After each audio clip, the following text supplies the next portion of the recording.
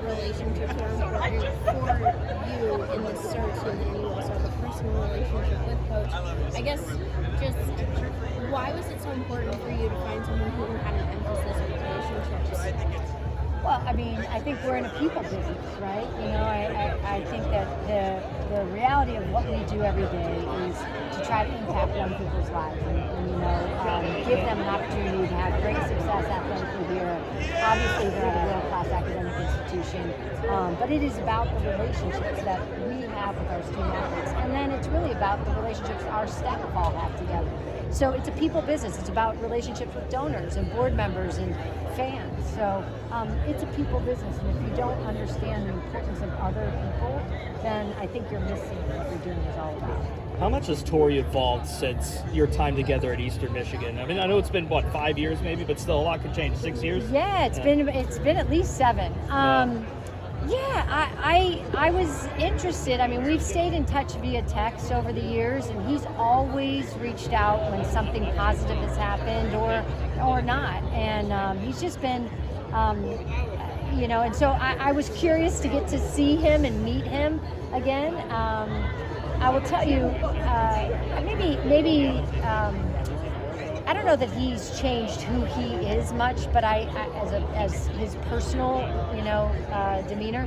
But I will tell you, I think he's endured what it takes to continue to build a program, and he's not afraid of the challenge at that next level, and he's hungry for it. And so I think just overall maturity as far as the depth of relationships he has with players over the years and who he stayed in contact, you can tell that I think all those sorts of things matter to him, and I recognized that when we visited. You talked about how aggressive he's looking forward to get with building this team up. I think he mentioned 7 players that are still here from last year. That's quite a sizable gap to kind of breach. I mean, what are you looking forward to the most about working with him in that process, and how much, hand in hand is there going to be within that? Yeah, I mean, well, he's got to assemble his staff, right? And he's excited about building his staff, and they've got to really hit the road recruiting, and so that's really a part of what he'll do. He brings recruits here. We obviously, our staff, embrace him and get a chance to meet with recruits when they come on campus. But this will be a combination of finding other players in the portal, people who want to come to be at Pitt, who want to make an immediate impact. I mean, there's going to be a chance to play, and then be a part of something that's never been done. Help, and so I think that we'll stay in touch throughout the process, but he'll really be diving into the recruiting world.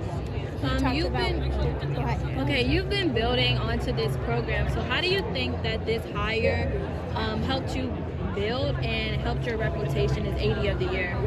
Oh, well, the AD of the year is more a tribute to the success of our student athletes and coaches that are currently here, and to our team that works so hard together. That we do it all together. This really is, in this program, we were really looking for a head coach, someone who had proven that they can do it. And I think that attribute for Tory was very important. And to see what he has been able to build was most impressive, and so that was one of the main factors for our interest. He said he walked around campus this morning. Were you with him? And if you were, what was it like to see him kind of just see everything? Yeah, well, I tell you, he walked around campus during his interview, and the morning after he stayed. Today he just flew in and we drove around campus. But I think that he was, when he told me, he had never been actually on campus at Pitt, and he had no idea how the environment was as engaging as you see. He described it as this urban vibe, or you can drive down the street or walk down the street and see all this hustle and bustle, grab a coffee, but then go sit on the lawn at the cathedral, and you see students everywhere. You walk into this magnificent academic building that's unlike anything else in the country. And so he just described it as a campus unlike any other place he had ever been. You've been to places where it's sprawling campuses, buildings, but that's not Pitt. And so Pitt, he described, was incredibly unique and something he felt that he could absolutely recruit to.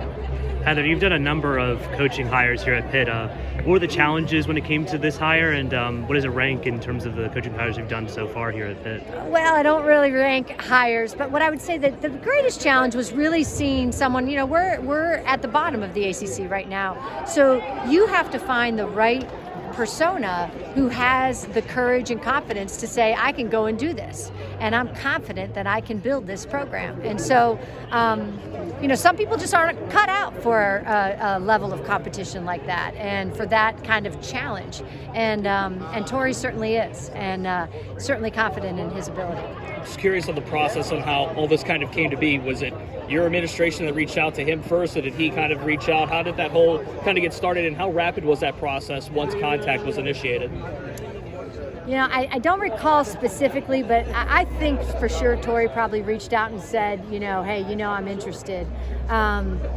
But, he was a part of the process. So, we scoured the country. It took time. We went and visited with a lot of different candidates to get a feel.